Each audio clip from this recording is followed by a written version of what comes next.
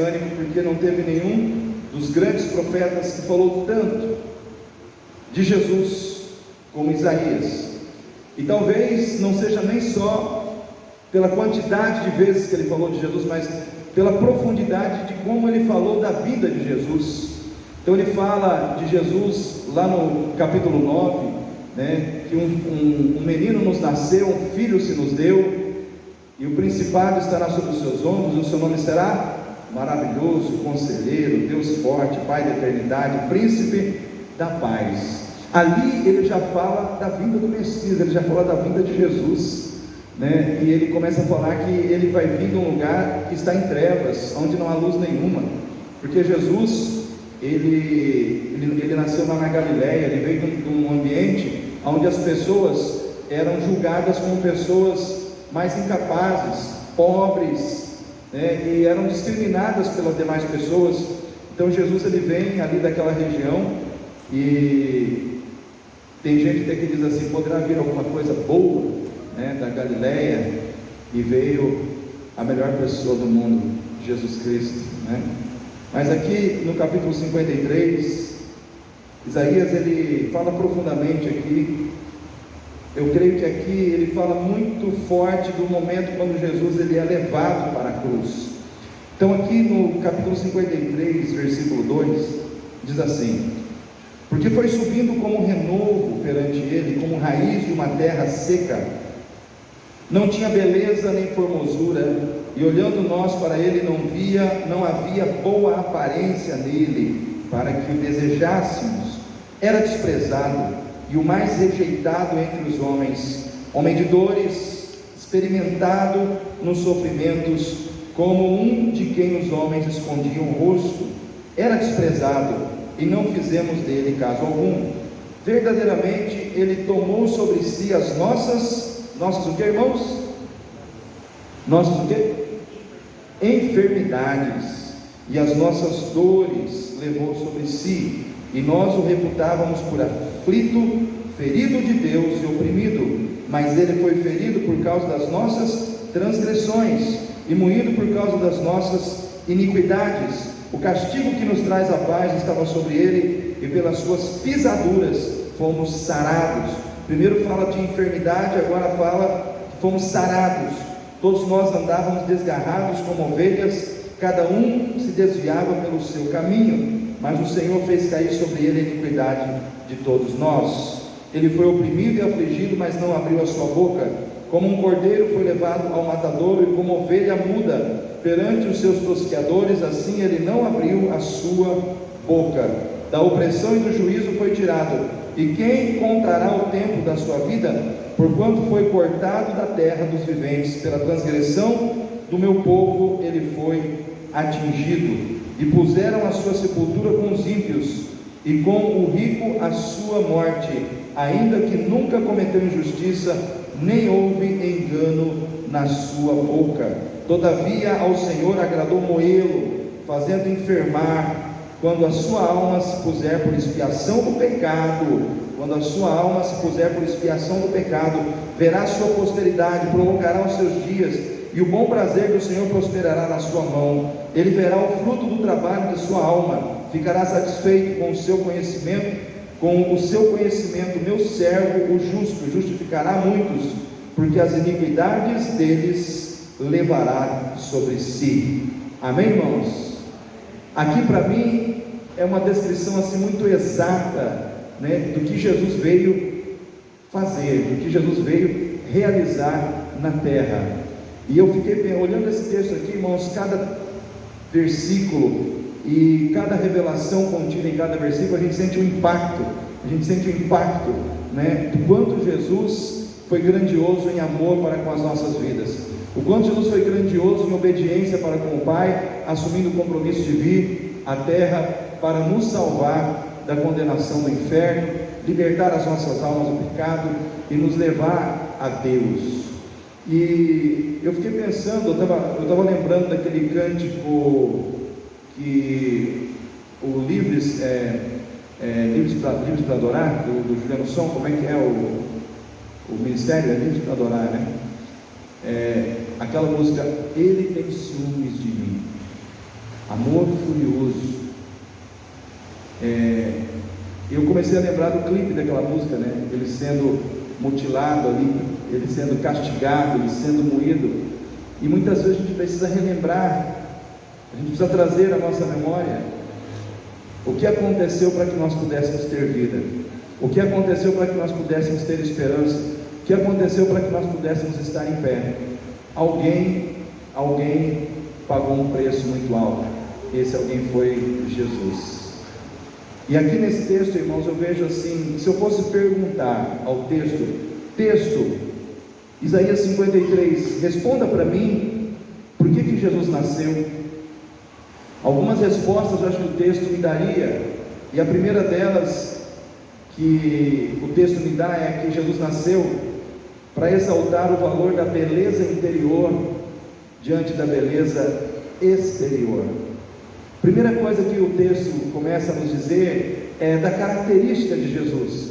Começa a falar que nele não havia formosura, não havia beleza nele, externa, quando a gente olhava externamente para quem ele era, para o seu biotipo físico.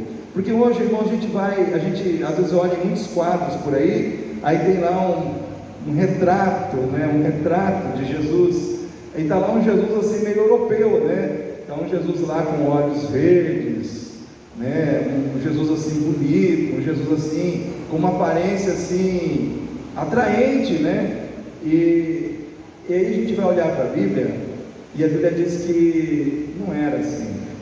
A aparência física de Jesus é bem diferente do que esta que muitas vezes nós vemos nos quadros, nas pinturas, né? A Bíblia diz que ele era um homem muito comum e mais, que nele não havia beleza física.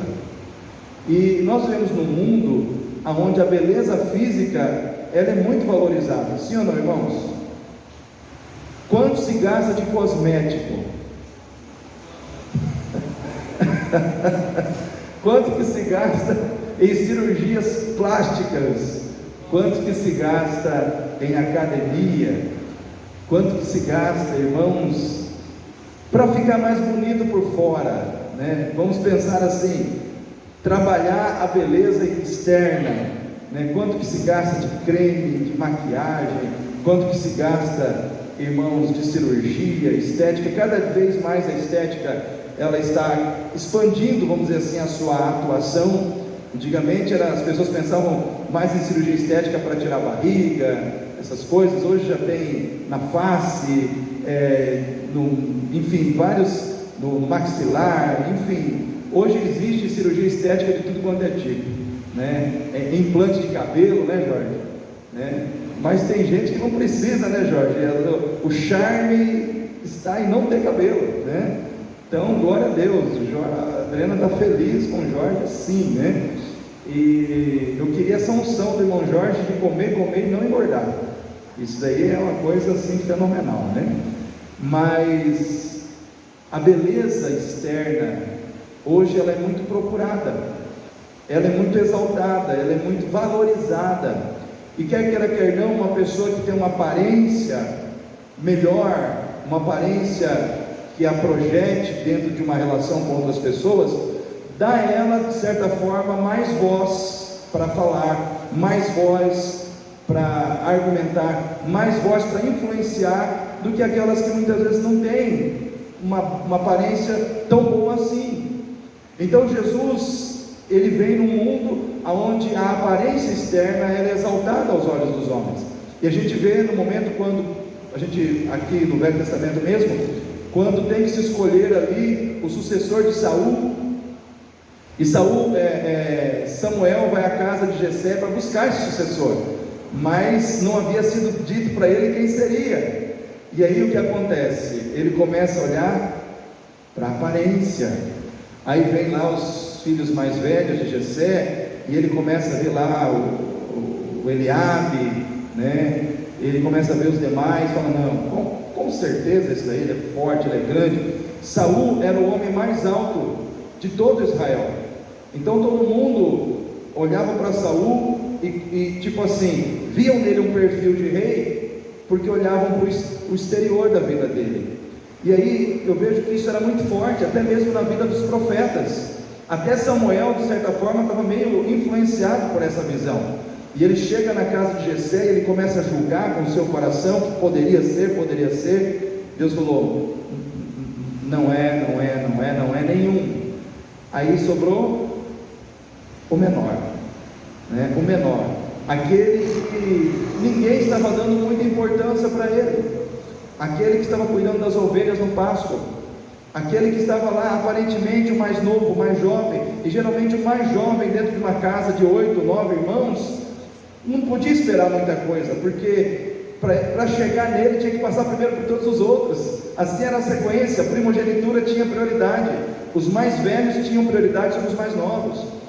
Só que o Senhor falou: manda chamar aquele que é considerado o último, aquele que é considerado o menos digno, aquele que é considerado o mais incapaz.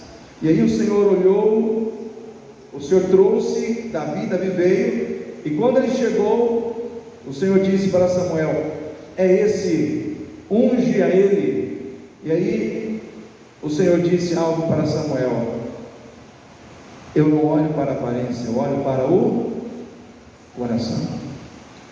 Irmãos, existe uma beleza que Deus valoriza mais do que a beleza externa, a beleza de um coração que o ama, a beleza de um coração espiritual, a beleza de um coração rendido a Deus. E muitas vezes nós temos que entender em que beleza nós estamos investindo mais. Será que eu sou aquela pessoa que eu estou preocupado em estar bonito por fora e feio por dentro? Ou será que eu sou aquela pessoa que eu estou preocupado em estar bonito por dentro e não tão bonito por fora? Né? Também não pode ser desleixado, né, irmãos? Né? A gente tem que cuidar da capa também, né? Mas entre a beleza externa e a beleza interior, Deus fica com o interior. Então não adianta eu ser aquela pessoa lindona por fora e ser uma pessoa extremamente feia por dentro, porque o meu coração está feio. Os valores de um coração bonito na presença de Deus não estão ali dentro de mim. Então quando o Senhor ele olhava para Davi, como ele olhou para os seus servos, eu fico imaginando, irmãos, que o Senhor escolheu muitas pessoas que outros não escolheriam.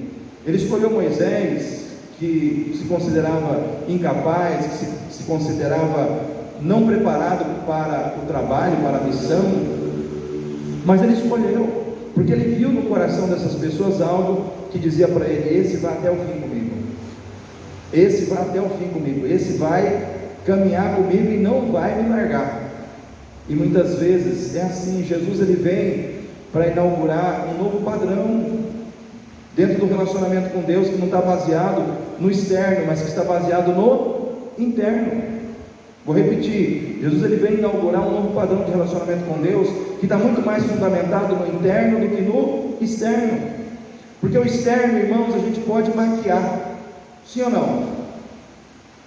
Uma pessoa não pode fazer uma maquiagem para esconder rugas, imperfeições na pele, sim ou não? E maquiar a espiritualidade? Tem gente que consegue. É que nem eu participei de uma reunião ontem na Cibames, e foi a última reunião da diretoria atual da Cibames, porque vai mudar de diretoria agora em março, vai ter a nova eleição, e eu ainda faço parte do conselho dessa diretoria. E o presidente, ele estava contando assim com muita tristeza, né? Ele falou assim, ele falou uma palavra que eu não concordei, né? Ele falou assim: eu admiro um pastor que consegue mentir. Eu olhei para ele assim, mas eu falei: eu não admiro nada, né? Mas ele falou infelizmente, ele falou de um pastor que assinou um recibo que era de outra pessoa para receber um dinheiro, que ele estava à frente de uma igreja, quando na realidade não estava mais, ele já tinha saído, mas ele queria receber o din-din. Aí o recibo vinha, ele assinava e a Cibames mandava o dinheiro. O recibo vinha, ele assinava, a Cibames mandava o dinheiro. Mas não adianta, né, irmãos? Não adianta, porque uma atitude assim não vinga. A pessoa acaba sendo exposta, a pessoa acaba perdendo a sua condição, a pessoa acaba perdendo seu ministério por uma besteira, às vezes um dinheiro irrisório, porque falsificou um recibo. E aí tinha um irmão lá do conselho e falou: mas pastor, você assinou no lugar de outros, isso daí é crime de falsidade ideológica. E os irmãos já queriam entrar com uma ação assim, um negócio mais pesado, porque se você assina em nome de outra pessoa, você está se passando por outra pessoa, isso caracteriza a falsidade ideológica. Então, hoje nós estamos vivendo num mundo onde as pessoas às vezes maquiam situações na sua vida. Eu sou pastor, eu sou levita, eu sou fulano, eu sou... Irmãos, Deus está querendo ver aonde? Aqui dentro. Quem você é? Quem você é por dentro? Deus sabe. Talvez ninguém sabe do teu coração, mas Deus sabe. Então, eu vejo assim, irmãos, o olhar de Deus é o olhar penetrante, é o olhar do qual eu não consigo escapar. Eu não consigo fugir do olhar de Deus. Então eu tenho que sempre pensar, antes de pensar em todas as pessoas que podem me ver e me julgar, eu tenho que pensar primeiro naquele que está vendo o meu coração. Eu sempre penso assim, irmãos, em qualquer lugar onde eu esteja, diante de qualquer situação onde eu esteja sendo tentado a fazer alguma coisa que eu não devo fazer, porque eu, pastor Gorilei, não sou perfeito, eu também sou tentado, mas todas as vezes eu paro e penso: peraí, quem está me vendo agora? Jeová Jireh, a Ele eu devo a minha obediência, o meu coração precisa estar rendido a Ele. Jesus, irmãos, Ele não tinha beleza por fora, mas Ele era lindo por dentro, de modo que Ele atraiu todas as pessoas para Ele, porque a vida dele, irmãos, era cheia do poder de Deus. Aonde ele chegava tinha milagre, sim ou não? Aonde ele chegava, irmãos, a palavra de Deus tocava os corações das pessoas, as pessoas sentiam que era Deus falando com elas. Talvez alguém falava: nossa, mas ele é feio. É feio, mas é de Deus. Fala para o seu irmão aí: você é feio, mas é de Deus. Não, ser bonito, irmão, ser bonito. Ser bonito. Irmãos, a gente tem que ser de Deus. A gente tem que ser de Deus, independente da nossa aparência. Não é pecado você querer dar uma ajeitada no visual, não. Não é pecado você querer andar bonito por fora. É até legal. Faz bem para a nossa autoestima, né? Todo mundo tem que ter uma autoestima saudável. Faz bem. O problema é quando a gente só pensa nisso. Eu não posso estar na igreja porque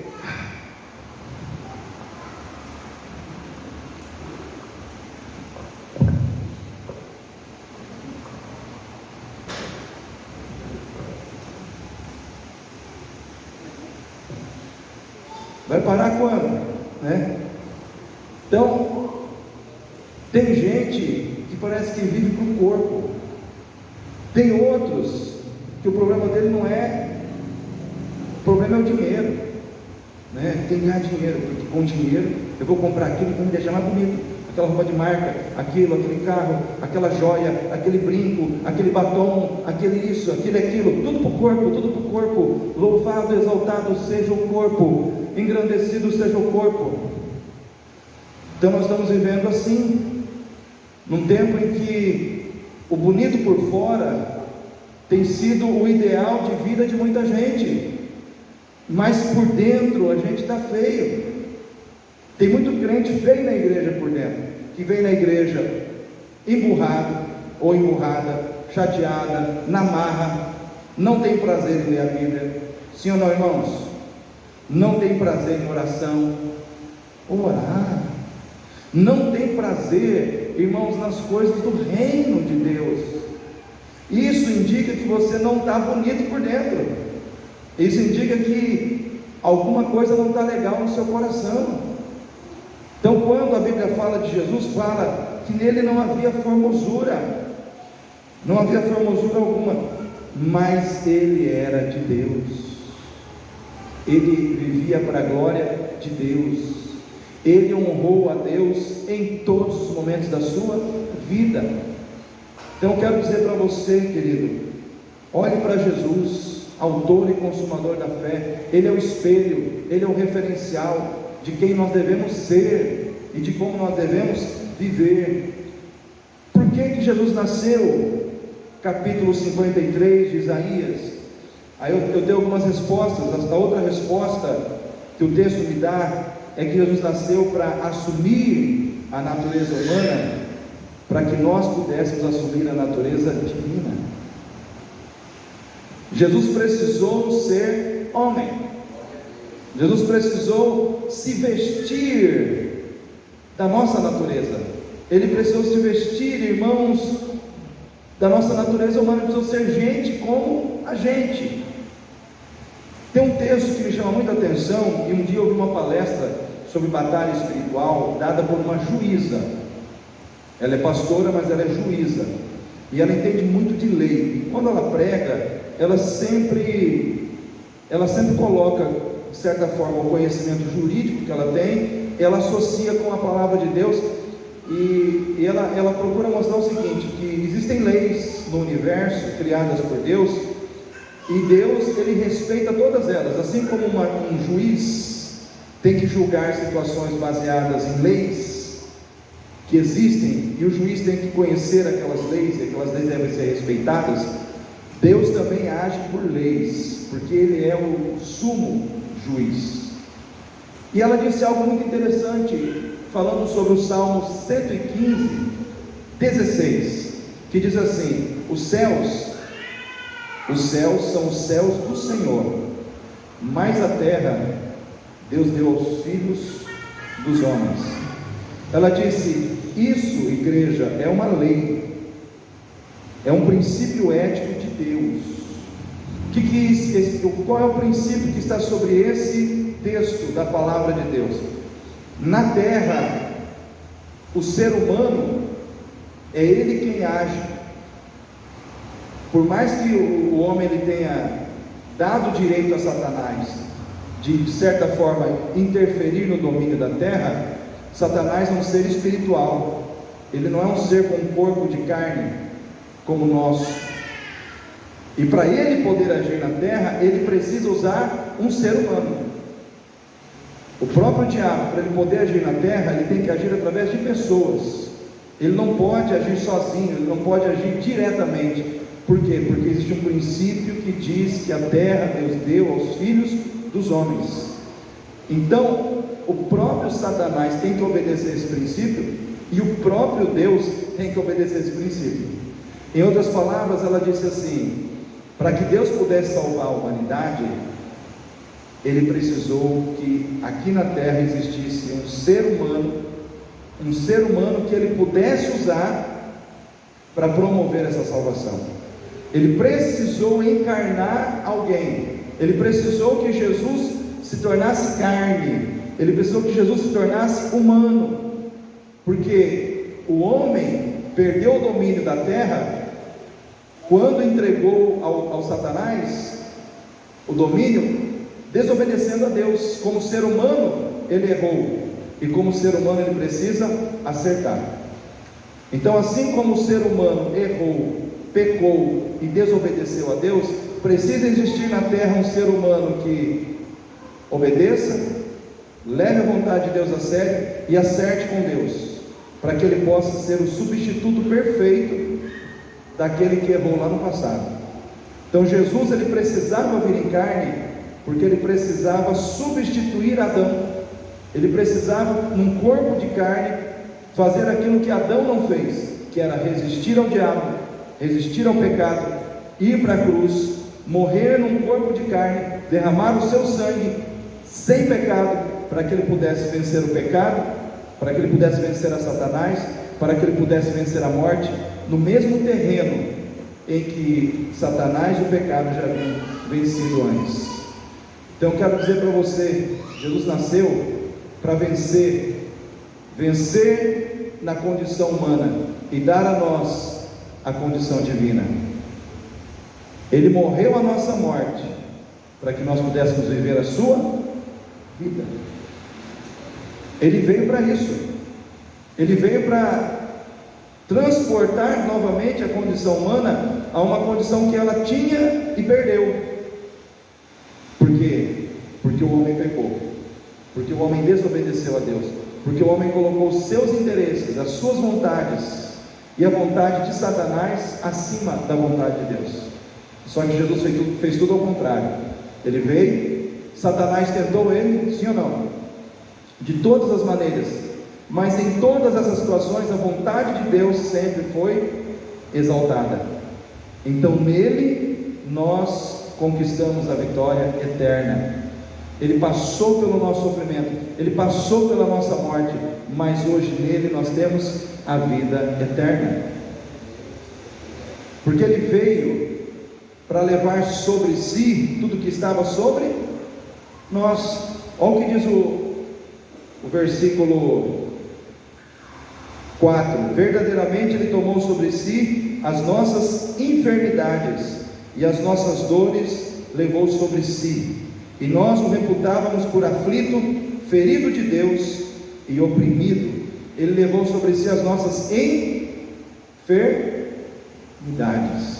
as nossas doenças, as nossas dores, o pecado com todo o seu pacote de coisas malignas, ele levou sobre si. Ele colocou sobre si todas as coisas ruins que estavam sobre nós. Só que não para por aí. Ele não só levou sobre si as coisas ruins que estavam sobre nós, ele colocou sobre nós as coisas boas que estavam sobre ele. Em outras palavras, ele substituiu o que havia sobre a nossa vida, que eram coisas ruins, por coisas boas. Então a paz que ele sempre teve com o Pai, agora é a paz que está sobre a sua vida. A amizade que ele sempre teve com o Pai, agora está sobre a sua vida. A vida eterna que ele sempre teve com o Pai, agora está sobre a sua vida. Ou seja, tudo que estava sobre ele também está sobre você. Porque existe na Bíblia uma palavra chamada imputação. O que é imputar? É colocar sobre alguém algo que foi conquistado por outra pessoa. Você recebe não porque você merece, mas porque alguém quis repassar para você aquela condição, aquela situação. E foi isso que Jesus fez por mim e por você. Então ele nasceu para remover da nossa vida tudo aquilo que nos enferma, tudo aquilo que nos adoece, tudo aquilo que faz de nós pessoas doentes, enfermas, na alma, no espírito. E o que ele colocou sobre nós? A sua autoridade. Quando Jesus diz assim: eu vos dei autoridade para pisardes serpentes, escorpiões e toda sorte do poder maligno, ele está dizendo: a autoridade que eu tenho, eu dou a vocês. Vocês têm essa autoridade. Então você tem essa autoridade.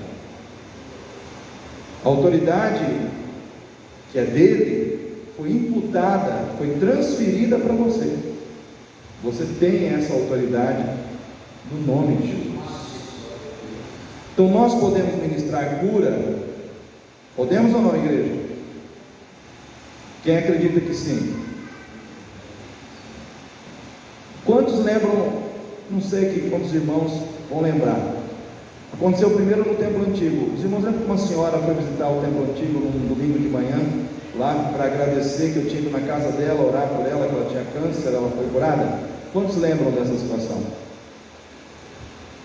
Aí um casal levou ela à igreja, porque ela não sabia sozinha e ela foi de carona com o casal. E aí aquele casal tinha um problema. Através do testemunho daquela mulher naquele domingo de manhã, eu me envolvi com aquele casal. Só que aquele casal, a situação deles era pesadíssima. Eles moravam de aluguel numa casa, onde o dono da casa a dona da casa, ela trabalhava com bruxaria. E num quartinho do fundo ela tinha uma estátua do diabo do meu tamanho. E por aí vai. E o que aconteceu? Um problema no estômago daquela mulher. Um problema no estômago daquela mulher que não sarava. Não sarava. E aí nós fomos na casa daquele casal, eu e a Marlene. E aí, claro, que tinha muitas coisas na vida do casal que não estava de acordo com a vontade de Deus. Irmãos, eu não ponho a mão em ninguém que não quer acertar a vida com Deus.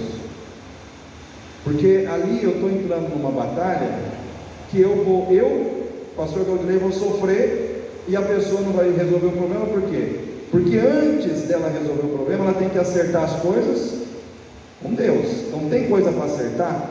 Tem que acertar antes. Eu sei que eu fiquei umas 2 horas conversando com o casal para chegar num consenso em que o homem era meio cabeça dura. Aí até que ele resolveu acertar. Aí a hora que ele acertou, os dois oraram, aí eu falei, agora nós vamos entrar nessa batalha, porque eu não vou entrar numa batalha contra o diabo, uma vez que tem legalidade, né? Aí eu ungi a casa deles, subi no telhado, ungi e tal. E aí a mulher, eu dei um pouco de óleo ungido num copo com água para ela. E ela tomou aquela água com óleo ungido, ela começou a vomitar, né? Nós saímos, assim que nós saímos, ela começou a vomitar. Eu sei que o problema que não aparecia no estômago dela, depois daquela noite apareceu tudo. E aquele problema foi resolvido dali para frente, e ela nunca mais teve problema. E esse casal veio na igreja também para agradecer. Isso são trabalhos de libertação, isso é trabalho de cura, né? Então a Bíblia diz no Novo Testamento: está alguém doente, chama os presbíteros da igreja e unja com óleo. Sim ou não, irmãos? A oração da fé para o quê? Curará o doente. Curará o doente. Então, quando a gente começa a entender essas coisas e trabalhar dentro dessas realidades, você começa a ter experiências. Então, o óleo ungido, não são todas as igrejas evangélicas que usam, mas é bíblico, né? E nós aprendemos a trabalhar dessa maneira. E graças a Deus a gente tem visto um efeito de cura, de libertação na vida de muitas pessoas. Então, esse óleo que a gente usa aqui, nada mais é do que a palavra de Deus, que foi lida, orada e ministrada no óleo. O que tem no óleo, pastor? Palavra. Tem mais de 100 versículos dentro do óleo. Porque o que acontece? Como é que eu unjo o óleo? Eu subo nesse altar aqui, eu pego uma folha com uma relação de versículos bíblicos e vou lendo e vou ministrando. Senhor, eu ministro desse óleo 1 João 3:8, que diz assim: para isto Cristo se revelou, para desfazer as obras do diabo. Aí eu vou ministrando os textos bíblicos. Então, quando o óleo toca em você, o que está tocando em você? A palavra. Porque a espada do Espírito, o que é? A palavra de Deus. Então o óleo nada mais é do que a palavra em forma líquida, né? Ungida, ela entra na tua vida e faz a obra. Então nós precisamos entender essas coisas, para a gente não criar pensamentos que muitas vezes geram dúvida, porque aonde tem dúvida, Deus não age. Abra sua Bíblia em Romanos 14:23.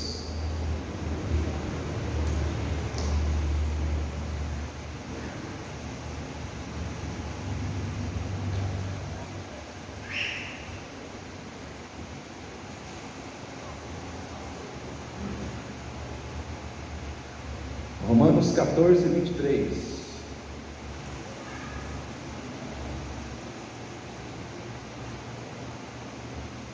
Todos acharam? Diz assim: mas aquele que tem dúvidas, se come, está condenado, porque não come por fé, ponto e vírgula. Só que aí vem a outra parte, e tudo o que não é de fé é o quê? Acabou. Porque, irmãos, esse texto que eu acabei de ler aqui, já foi feito uma exegese nele, vários teólogos fizeram uma exegese nesse texto, para poder entender esse texto, porque ficou aquela situação assim, mas será que o apóstolo Paulo quis dizer que tudo que é com dúvida é pecado? O que ele quis dizer? Aí, o que acontece? O que eu já havia entendido, a maioria dos teólogos também entendeu, só de ler o texto. Aqui estava falando de carnes e comida sacrificada aos ídolos. Então, por exemplo, se eu tenho dúvida, contextualizando o texto para aquela época, se eu tenho dúvida se eu vou comer ou beber aquilo, e se eu faço isso com dúvida e não com fé, eu já estou condenado. Se o texto, esse versículo 23, terminasse aqui, nessa parte onde diz assim: aquele que se come com dúvidas, porque come, mas aquele que tem dúvidas, se come, está condenado, porque não come por fé, aí ficaria preso aquele contexto. Os irmãos concordam comigo?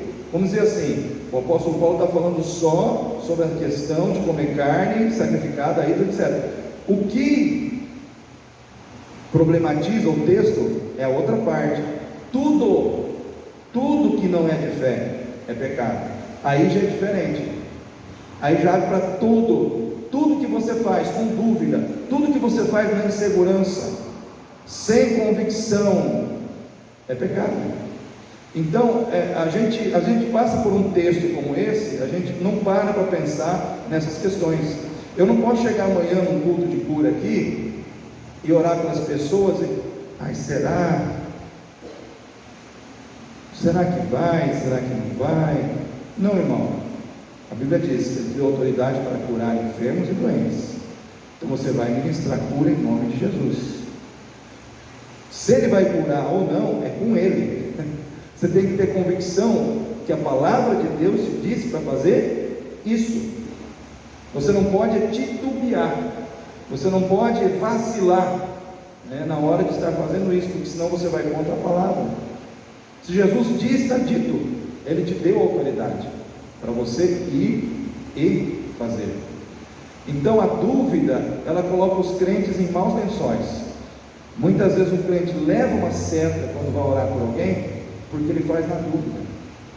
Agora, se eu estou orando por um crente, que eu sei que a vida dele tem uma situação que ele não quer mudar, está em pecado, ele não quer sair daquela situação, eu já não oro assim.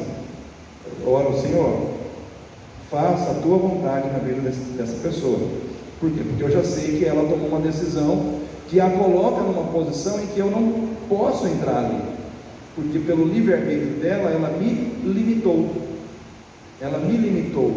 porque ela deu força para o inimigo, tomando uma decisão de não abandonar o pecado, de não abandonar uma prática que ela precisa abandonar.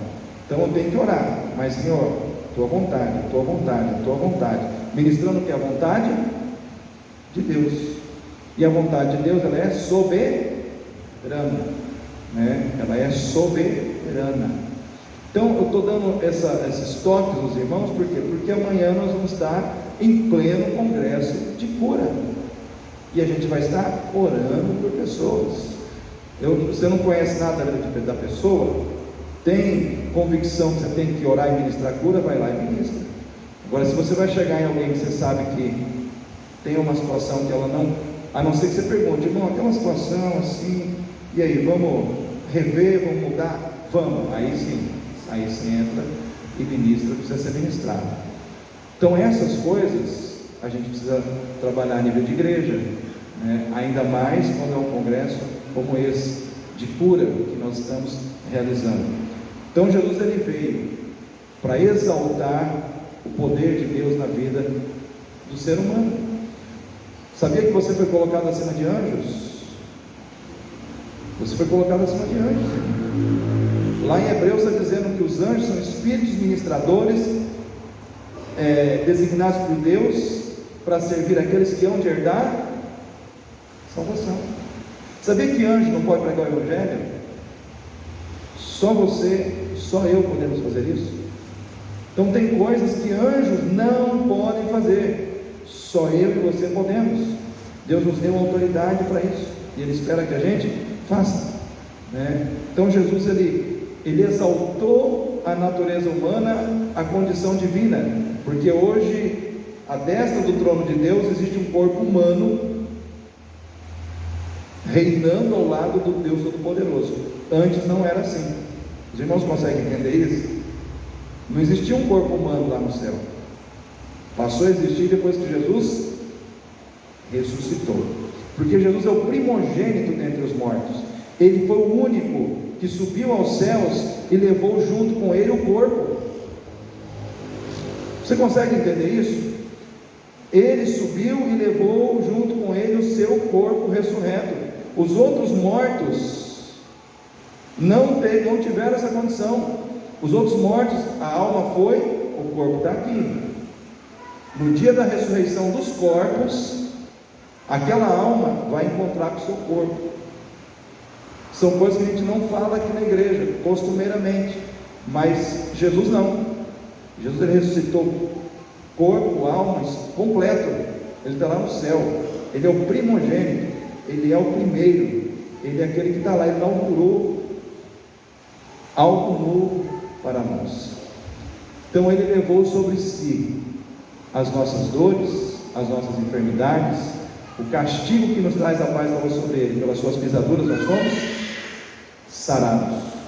Mas ele também colocou sobre nós o que estava sobre ele: justiça de Deus, paz com Deus, reconciliação com Deus, vitória em Deus, eternidade em Deus. Tudo isso agora está sobre a nossa vida, porque estamos em Cristo e Cristo está em nós. Amém, igreja? Convido você a ficar em pé.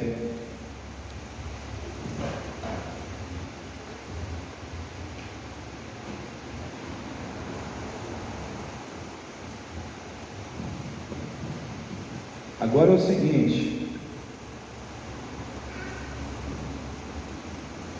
vem aqui na frente, eu vou ungir sua mão e você vai para o seu lugar.